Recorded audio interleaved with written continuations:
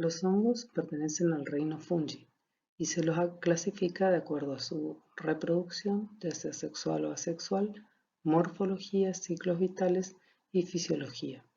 Vamos a ver algunas características importantes de los hongos que nos van a llevar a diferenciarlos para las distintas patologías que producen. Son eucariotas, su núcleo está definido y envuelto por una membrana nuclear. Tienen una membrana celular compuesta por lípidos, glucoproteínas y esteroles. Los esteroles son prácticamente todo ergosterol, que se diferencia a los mamíferos que tienen colesterol. Poseen también aparato de Golgi, ribosomas unidos al retículo endoplásmico, mitocondrias y un citoesqueleto con túbulos y filamentos. Tienen paredes celulares compuestas por quitina, acá vemos la pared celular, quitina, glucanos y mananos, y las células de los mamíferos carecen de pared celular. Las bacterias y vegetales sí las tienen, pero son muy diferentes a los hongos. A diferencia de los vegetales, no tienen clorofila, por lo que no realizan fotosíntesis, obtienen sus nutrientes de la materia orgánica en descomposición, por eso se los denomina saprófitos, degradan organismos muertos. También pueden ser organismos simbióticos que viven en asociación con otros seres vivos y también parásitos alimentándose de las sustancias que elabora un ser vivo de distinta especie. Son considerados aerobios estrictos y en circunstancias excepcionales pueden ser anaerobios facultativos. No tienen la capacidad de formar tejidos. De acuerdo a la morfología, los hongos patógenos para el ser humano son de dos tipos. De acuerdo al talo vegetativo, que es el encargado de la nutrición y el crecimiento del hongo, pueden ser talo unicelular, que se conocen como levaduras, y son elementos esféricos u ovoides que crecen por gemación o por brotación. La reproducción es asexual y la separación se produce por estrangulación o tabicamiento, por ejemplo los géneros de Cándida y Cryptococcus. La yema formada se denomina blastoconidio y en algunas ocasiones los brotes no se separan de la célula madre, sino que se alargan formando cadenas de células elongadas y se denominan pseudomicelio. Uno de los ejemplos es la Cándida.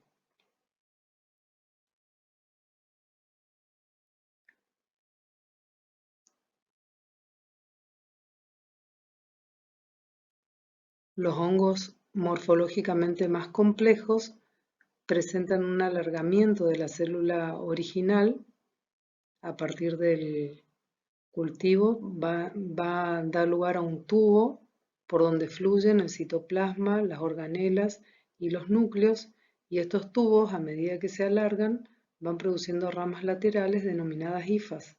Su diámetro es variable y su longitud indeterminada. Las hifas crecen por su extremo apical en forma de huso. Allí el crecimiento es activo y esa zona se llama zona de extensión. Entonces, al conjunto de hifas se las denomina talo filamentoso, micelio o moho. Y surgen de una espora, se transforman en la estructura multicelular que es la hifa, de allí el micelio es el conglomerado de las hifas y el micelio constituye luego la colonia del hongo. El talo vegetativo es muy importante en los hongos ya que tiene funciones de nutrición, crecimiento, resistencia y fijación. De acuerdo a la morfología, tenemos dos tipos de talos vegetativos, uno que era levaduriforme, formaba un micelio levaduriforme en el cual las células no se separaban de la célula madre, entonces forman un pseudomicelio. Y por otra parte tenemos elementos más especializados, tubulares, con crecimiento apical, que son las hifas, y forman un micelio filamentoso. A su vez, este micelio se divide en micelio tabicado, que tiene muchos tabiques, y micelio continuo o cenocítico, donde los tabiques están muy separados entre sí.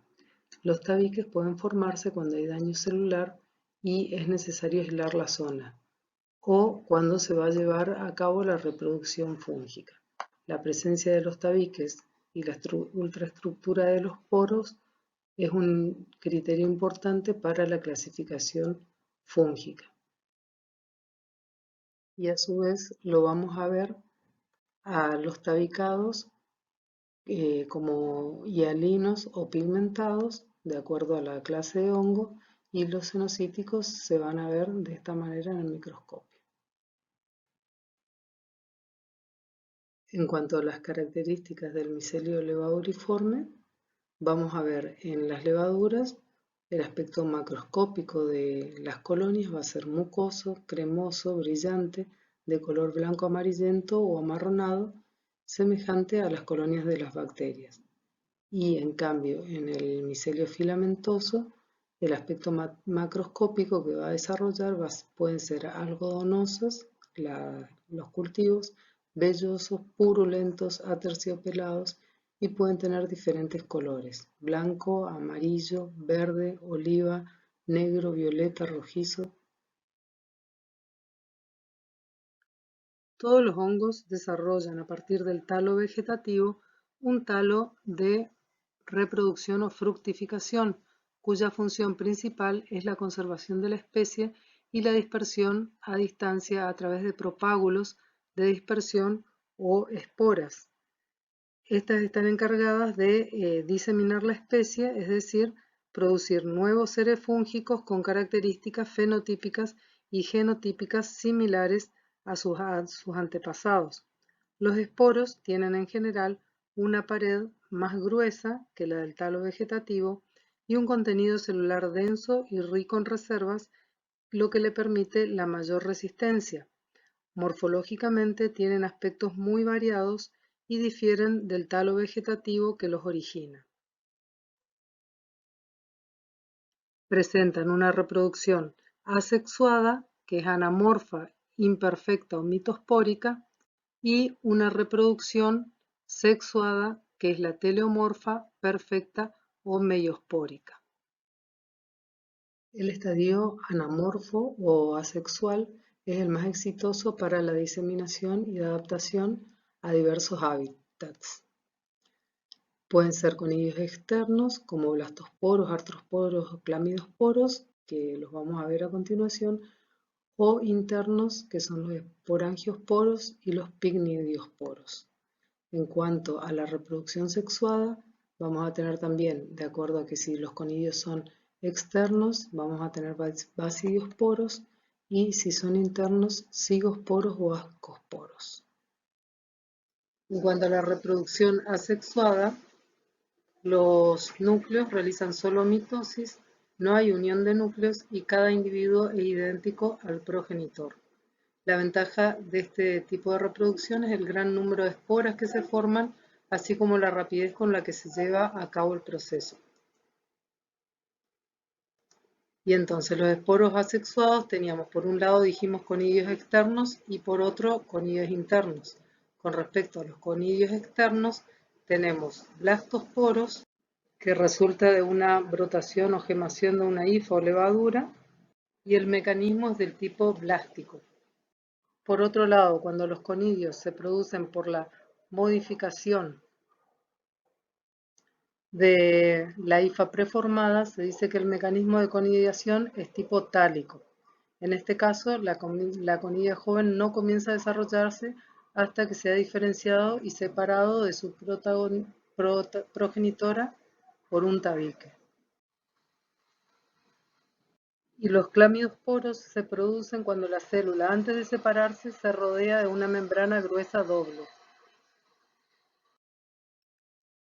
A los conillos internos, producidos a través de esta reproducción asexuada, se los denomina genéricamente endosporos. Y tenemos los esporangiosporos, que provienen de un esporangio, que son endosporos del talo vegetativo, cenocítico o continuo, nacen en el interior de un fruto, que es el esporangio, cuya pared se forma por prolongación de la pared celular de la hifa fértil. En el caso del picnidiosporo, provienen del picnidio y presentan un conglomerado de hifas filamentosas.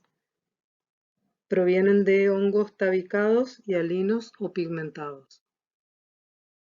La reproducción sexuada de los hongos es fundamentalmente semejante a la de los demás organismos. Implica la fusión de dos núcleos haploides para formar un núcleo diploide que sufre meiosis.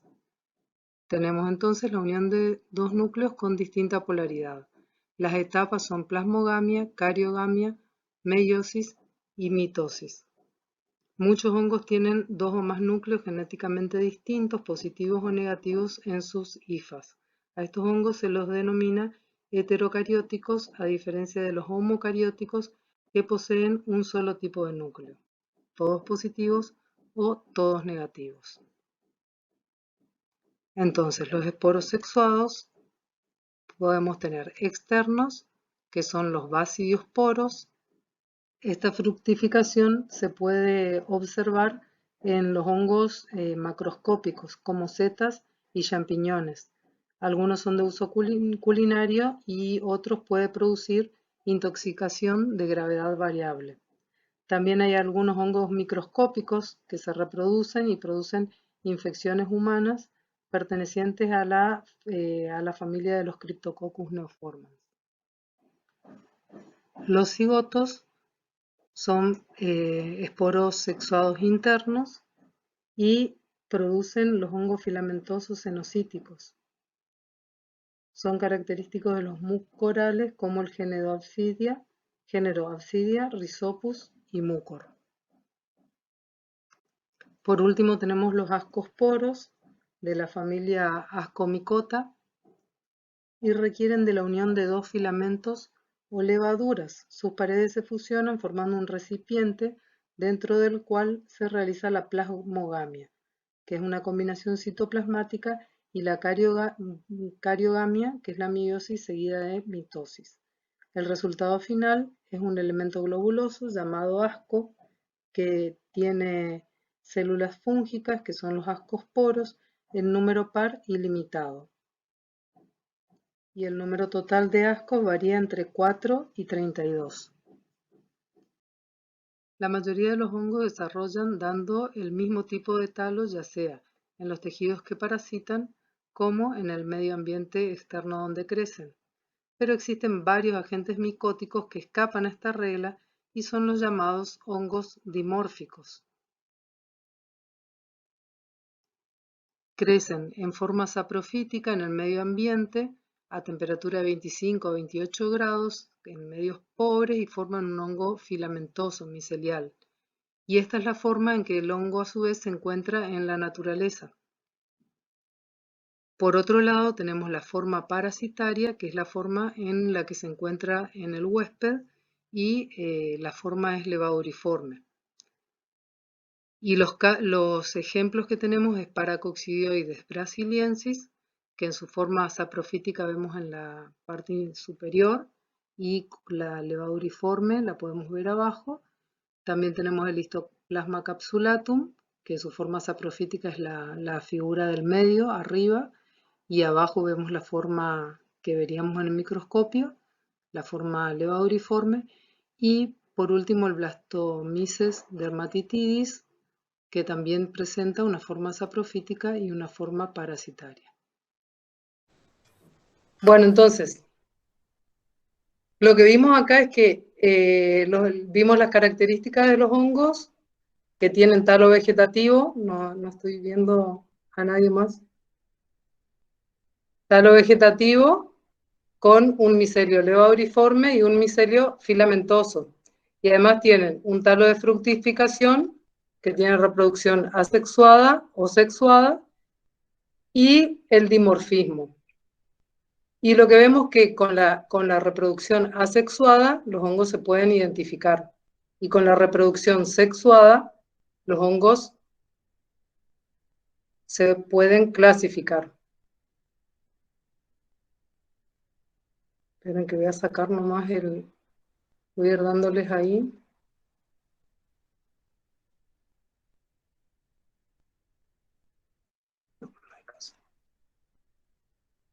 Entonces, si hablamos de los hongos de importancia médica, vamos a ver que la clasificación, según su fructificación, vamos a tener que ascomicetos o ascomicetes, los zigomicetes, basidiomicetes, y estas tres familias tienen reproducción sexuada y asexuada.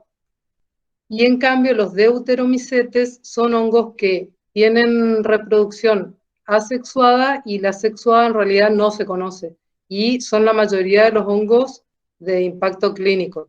Entonces estos hongos, al no conocerse la reproducción asexuada, y como los clasificamos de acuerdo a la reproducción sexuada, entonces estos están por fuera de la regla, pero no porque no tengan una reproducción sexuada en la naturaleza, sino porque en realidad no se conoce su reproducción. ¿Se entiende eso?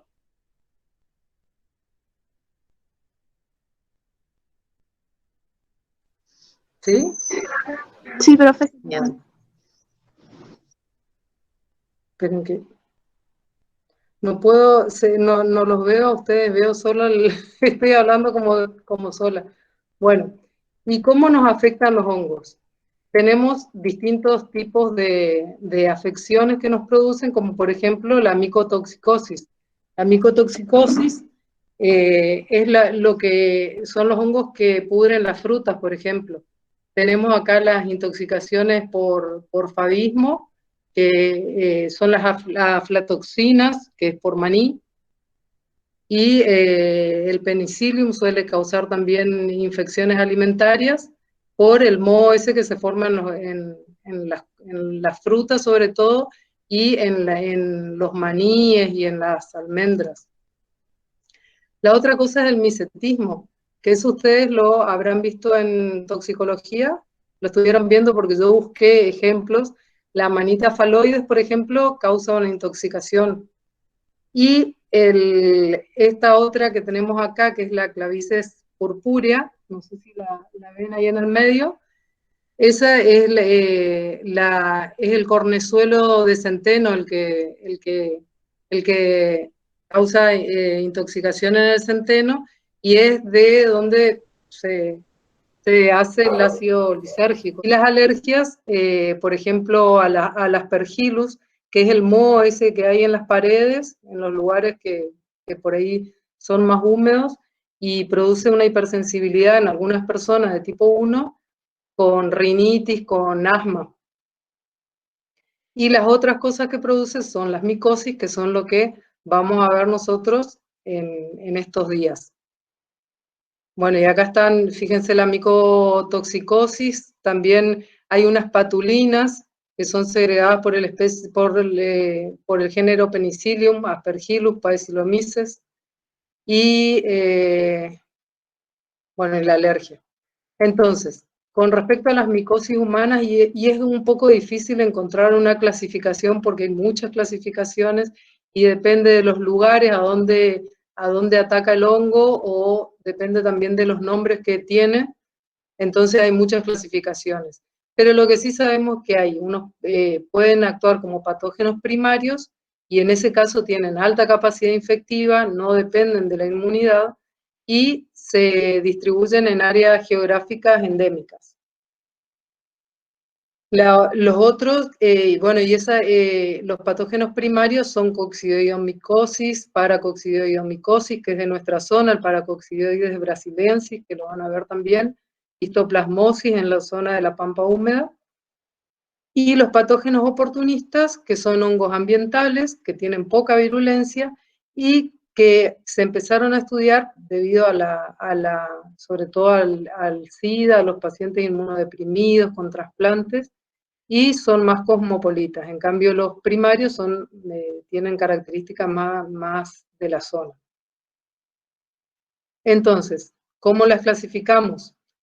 En micosis superficiales, que es lo que vamos a ver la próxima clase, que son los dermatofitos, la malacesia, las piedras, la tiña negra, las micosis subcutáneas, que son las esporotricosis, misetomas, cromomicosis, las micosis sistémicas, paracoccidioidomicosis, histoplasmosis, los coccidioides, coccidioidomicosis y blastomicosis, y las micosis oportunistas, que son las candidiasis, criptococosis, aspergilosis, hialo y feoifomicosis. Todos estos son los hongos que vamos a ir viendo en las clases que nos quedan. Entonces, las superficiales, así a grandes rasgos, son infecciones de la capa queratinizada en la piel, del cabello, no destruyen, tienen en realidad una importancia estética, y tenemos muchos ejemplos, y vamos a ver eso más en detalle. Las cutáneas atacan la capa queratinizada de la piel, cabello, uñas, y son causadas por los dermatofitos. Las subcutáneas afectan a capas más profundas de la piel, son los hongos que ingresan por traumatismos y se pueden formar abscesos, úlceras, fístulas, y las sistémicas son producidas por hongos dimórficos, que era lo que veíamos antes, y están restringidas a ciertas regiones geográficas. Son micosis sistémicas con infección primaria en pulmón y luego se diseminan a otros órganos porque en general son hongos que se aspiran. Por último tenemos las oportunistas, que son producidas por hongos comensales en el hombre y que por la inmunosupresión comenzó a tener una mayor importancia porque comenzó a atacar principalmente a sujetos debilitados o inmunodeprimidos. Entonces, ahora me tienen que esperar otra vez porque parece que alguien quiere entrar y yo que no puedo compartir. Y es Leila. Ahí está. Bueno, seguimos.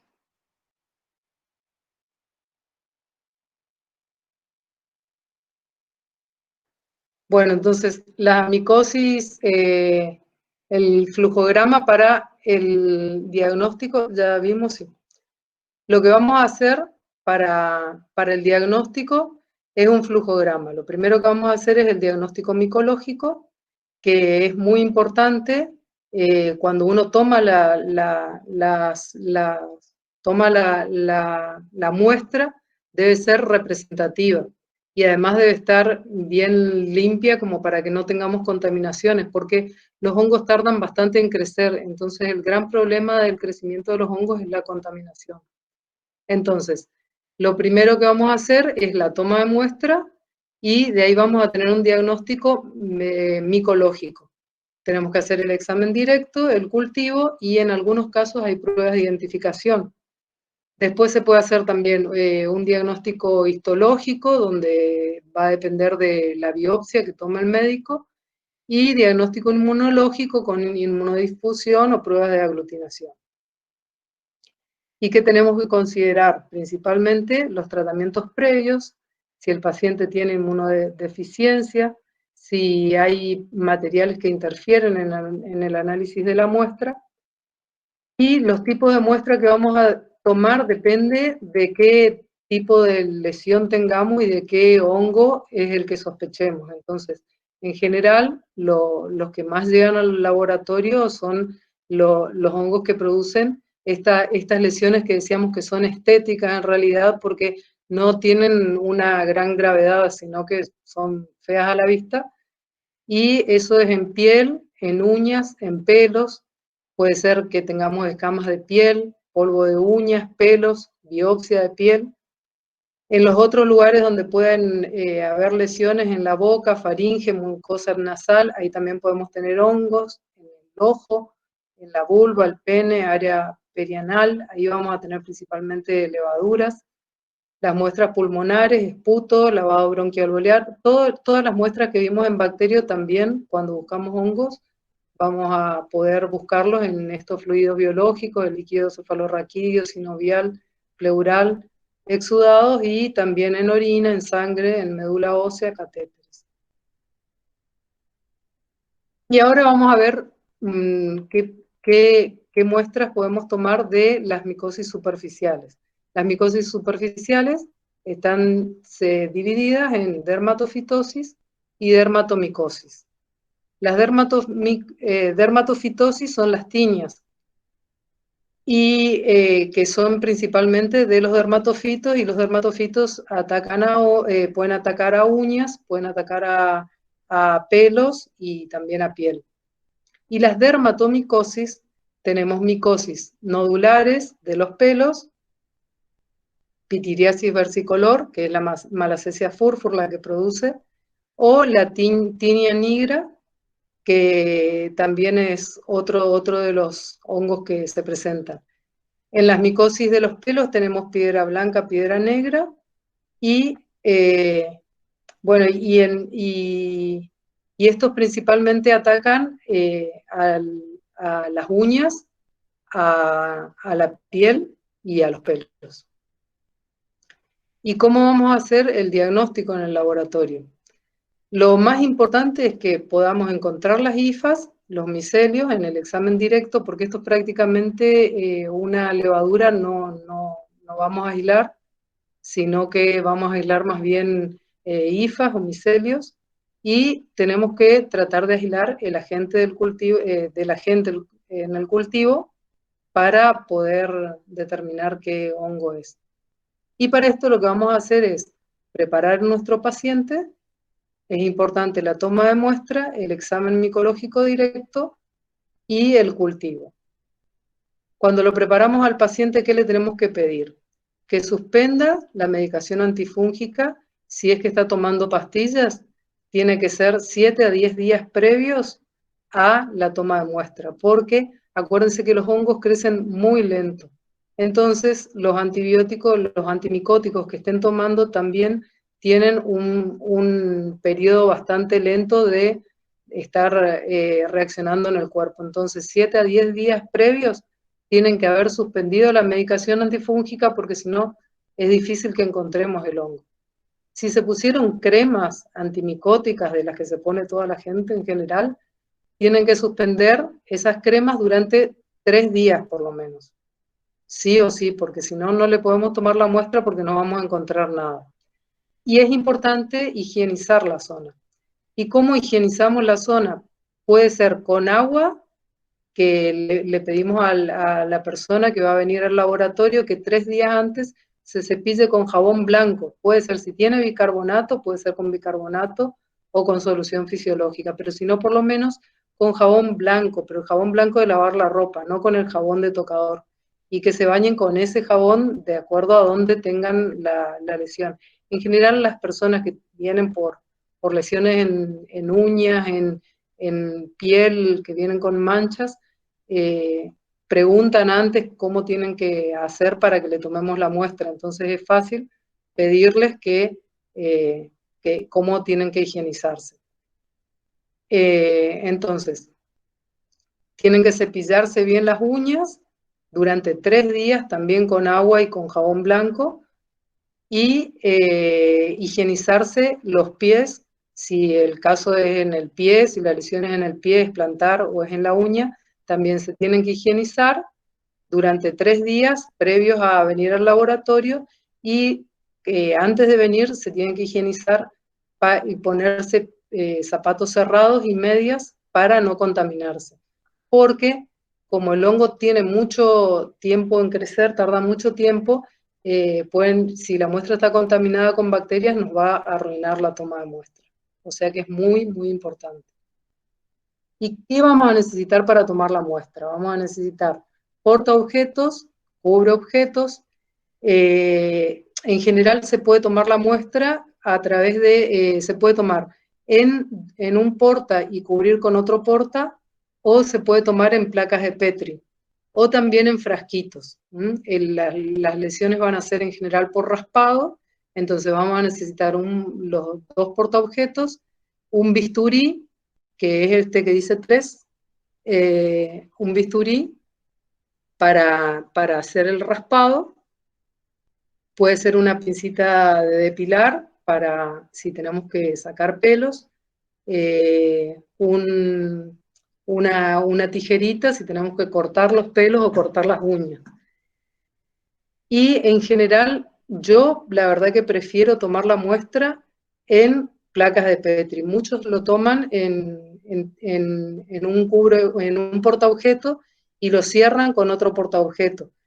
Pero el problema en ese caso es que las escamas por ahí al abrir y sacar toda la cinta se suelen escapar. Y en cambio, para mí es más cómodo tomarlo en una placa de Petri.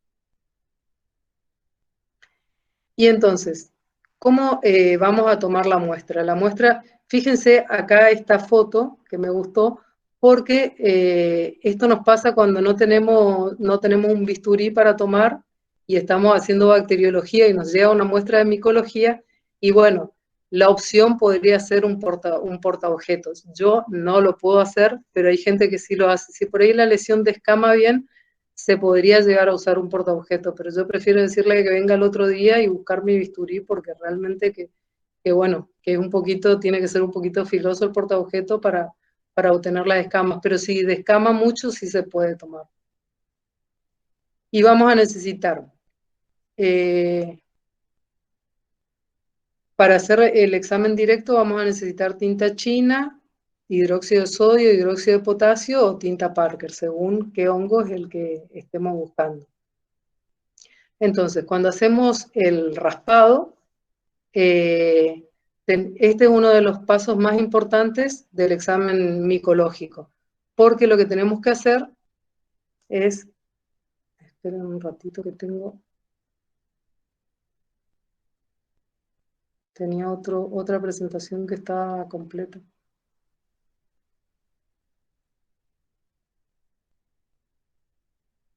Ahí ya volvemos. ¿Se va entendiendo hasta ahora? Esto ya lo habrán visto en micro entonces. Sí.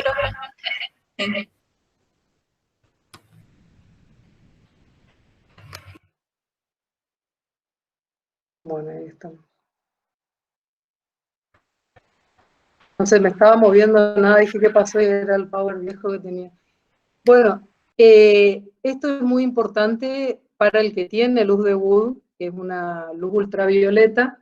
Esta es la lámpara que ahí puse la foto, porque yo la verdad que no la conozco, no tuve la suerte de tener una lámpara de una luz de Wood, pero es muy importante para tomarle la muestra al paciente cuando, en el caso de que tenga eritrasma, que nos va a dar un color rojo coral, fíjense el color con la luz ultravioleta. Nosotros Profe, disculpe. ¿sí? Todavía no se ve, profe. No se la está viendo. No estoy hablando otra vez. Esperen un ratito.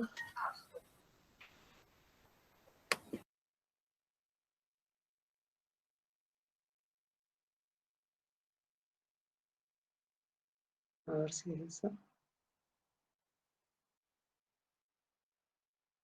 Ahí sí. Ahí estamos. ¿Ahora sí? Sí, ahí sí se ve, profe. Bueno, les estaba diciendo que cuando el paciente llega, de acuerdo a la lesión que tenga, lo podemos limpiar con alcohol al 70%. Es importante limpiar para sacar las bacterias de la superficie.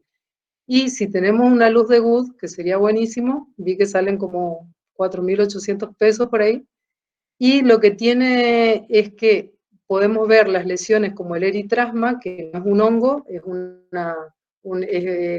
debido a bacterias, que vamos a ver porque eso es importante para después diferenciar las lesiones. El eritrasma da un color rojo coral. Acá vemos una axila donde tiene las lesiones con el eritrasma, con la luz de Wood, que es una luz fluorescente simplemente, se puede ver color rojo coral y es mucho más fácil para tomar la muestra del lugar.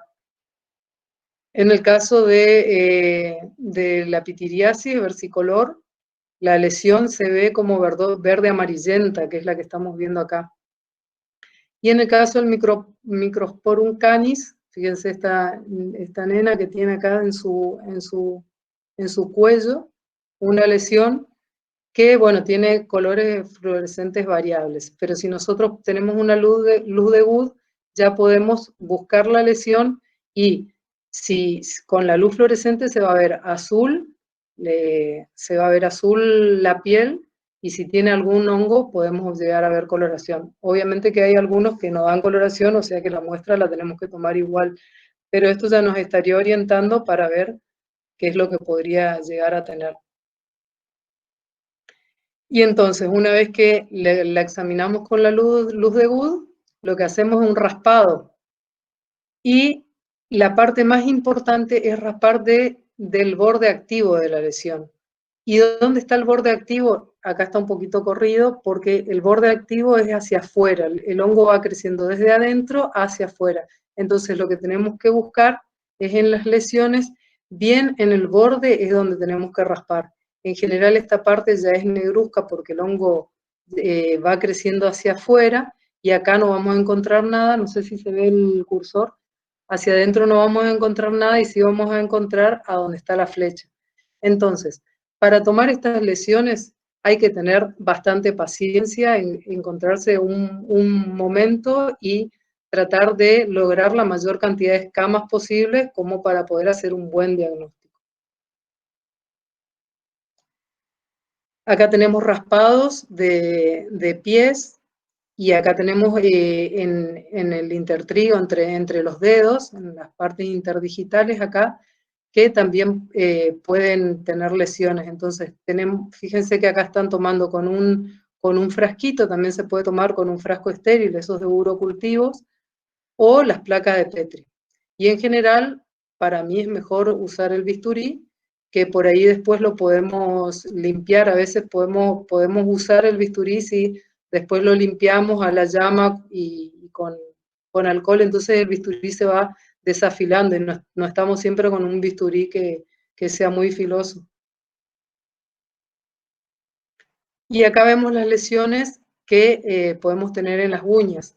También es por raspado, y en los casos donde tenemos esta lesión en la parte, en el borde final de la uña, lo que tenemos que tratar de pedirle al paciente es que no se corte la uña.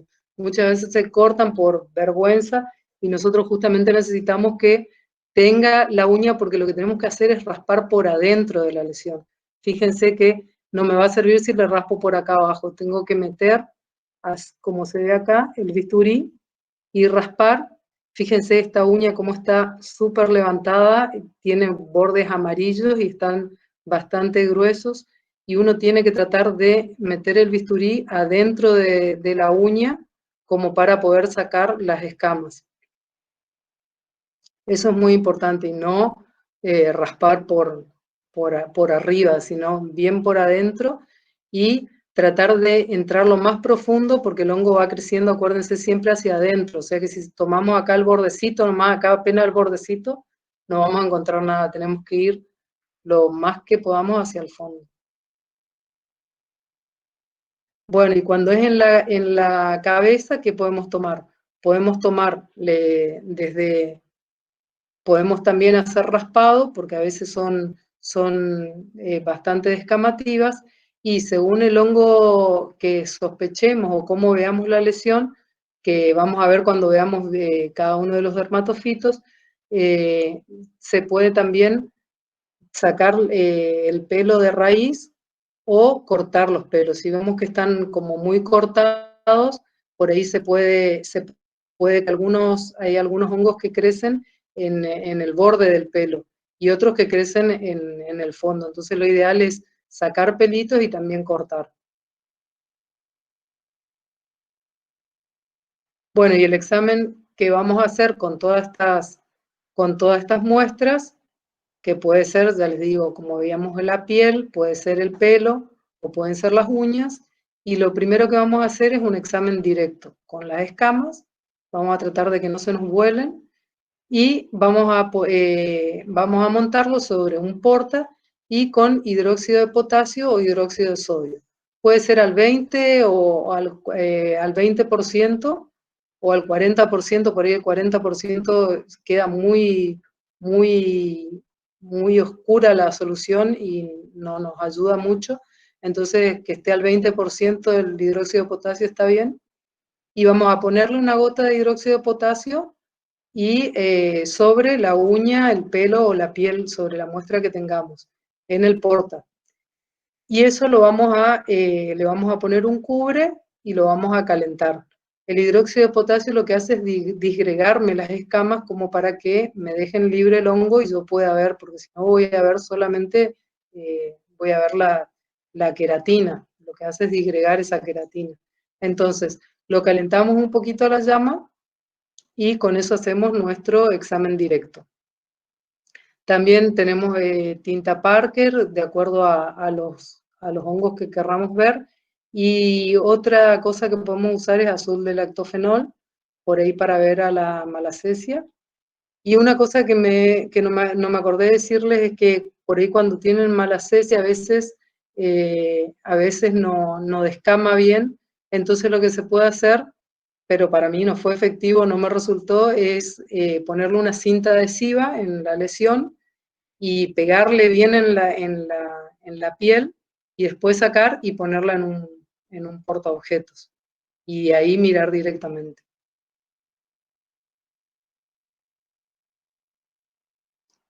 ¿Y qué vamos a ver en el microscopio? Vamos a ver hifas tabicadas, hifas hialinas tabicadas, o pueden ser toruloides, o sea que pueden estar alteradas y pueden ser no tabicadas.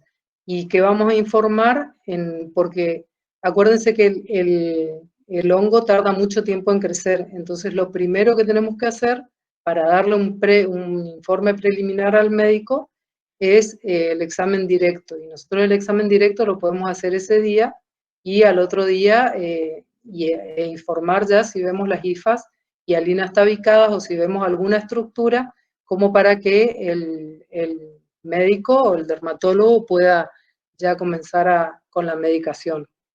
Porque después tenemos que esperar el cultivo entre 8, 10 a 15 días a que el hongo crezca y desarrolle.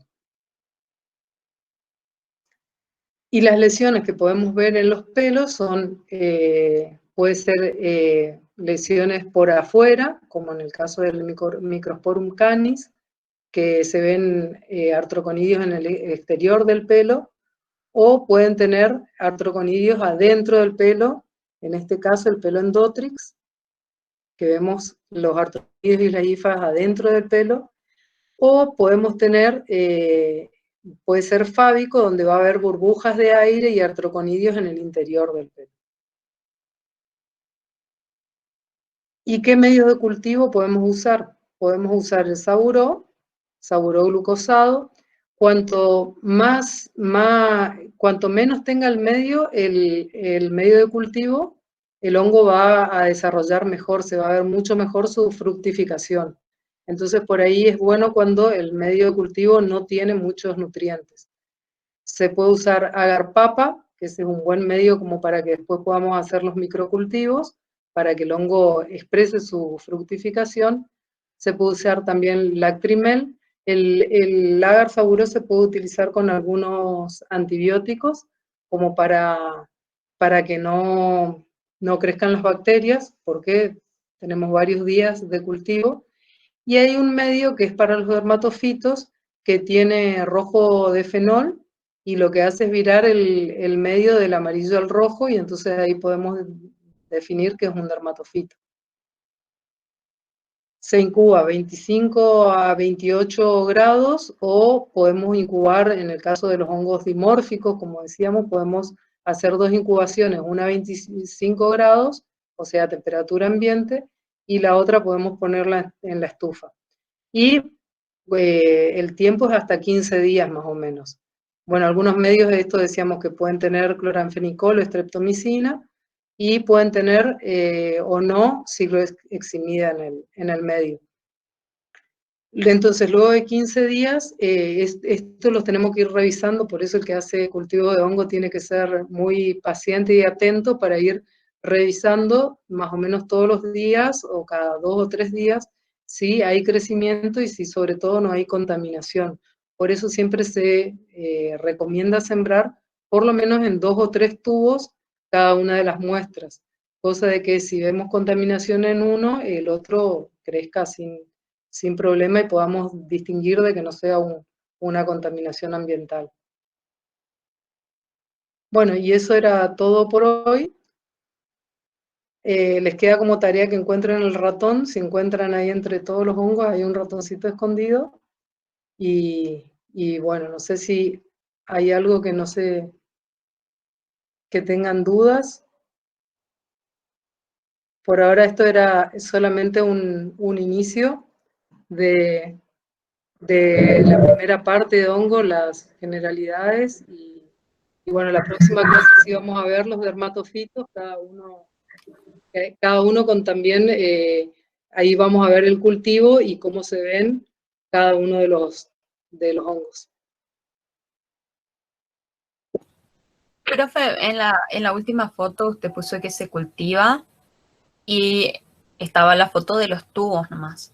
Pero ¿se podría cultivar en una placa, tipo de Petri o...? Sí, lo que pasa con la placa de Petri es que tiene mayor superficie, entonces es más probable que se contamine. Por eso es que se usan los tubos. En general, uno cuando hace cultivos en micología, siempre es mejor en tubo porque tiene una superficie menor y está como más cerradito, y entonces hay menos posibilidades, sí, hay menos posibilidades de contaminación. Y también es importante tener algún lugar un poco aislado, porque en general los que hacemos bacterios, los hongos los dejamos así de costado porque tardan más tiempo en crecer, y hay que prestar atención al crecimiento. Sobre todo hay mucha contaminación, por eso es importante la toma de muestra, que esté el paciente, hay que pasarle alcohol, como hay que pedirle que venga bien higienizado. Esos 3 días previos son importantes, y si vamos a tomar en las lesiones en los pies, sobre todo que después se pongan medio y se calce aunque haga calor, pero decirles que vengan resguardados. Y hay que luego limpiar con alcohol al 70%, y eso nos humedece todo, entonces es un poco difícil tomar después porque se hace por descamación. Pero sí es importante limpiar. ¿Se ¿Sí? me escucha? Sí. ¿O no se me Hola, escucha Leila. bien? Hola, ¿cómo están? Perdón que yo vine tarde. Con respecto a la pregunta de sembrar en placa o tubo, le quería agregar nomás que también piensen que, como dijo Patricia, los hongos tardan 8 a 10 días, y por ahí una placa no puedes tener tantos días, o sea, se te seca. Entonces, por eso usamos tubos.